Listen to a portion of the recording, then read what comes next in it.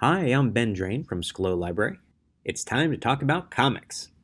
This is what I've been reading on Hoopla this month, so if any of these sound interesting to you, go check them out on your Hoopla account. There's no waiting, all titles are always available. First up, we have Monstrous, written by Majorie Liu and drawn by Sana Takada. The compelling aspects of this are the lush illustrations and the very thorough world building. The style is engaging, and the setting has a depth that sells the series. This is a title absolutely worth checking out.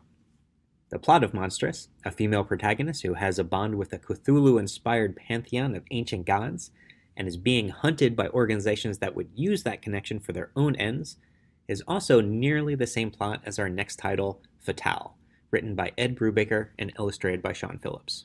Although the plot is specifically similar, the two stories feel entirely different. Brubaker and Phillips have telling a compelling noir down to a science, avoiding challenges common to the genre like flat characters, and Phillips' art style fits the noir mood perfectly. In Fatale, they take the premise of the curse of the prettiest girl in the room and extrapolate that out to the curse of the prettiest girl in any room. Although not for kids, this is a great series, and if you like it, there's a large body of work of Brubaker and Phillips to dive into. And the repertoire just increased by one with the recently published story titled Pulp. This short edition follows Brubaker's inclination to focus on the grim consequences of decisions in an imperfect world. In this case, we follow a pulp author's struggle with old age, obsolescence in the workforce, and questioning what legacy he will leave for his family amid the backdrop of the Great Depression and the rise of the American Nazi Party. Also a good read, and also really not for kids.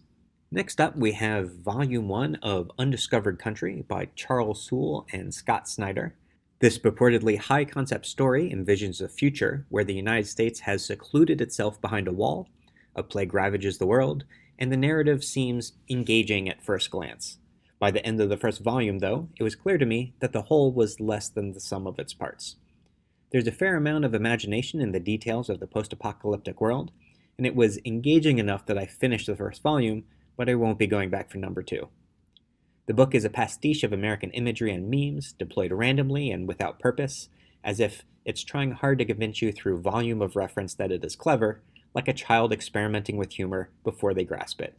And so you get a barrage of nonsense in lieu of craft. Undiscovered Country is an easy pass. The last title is also an easy pass, which is Neil Gaiman's Eternals.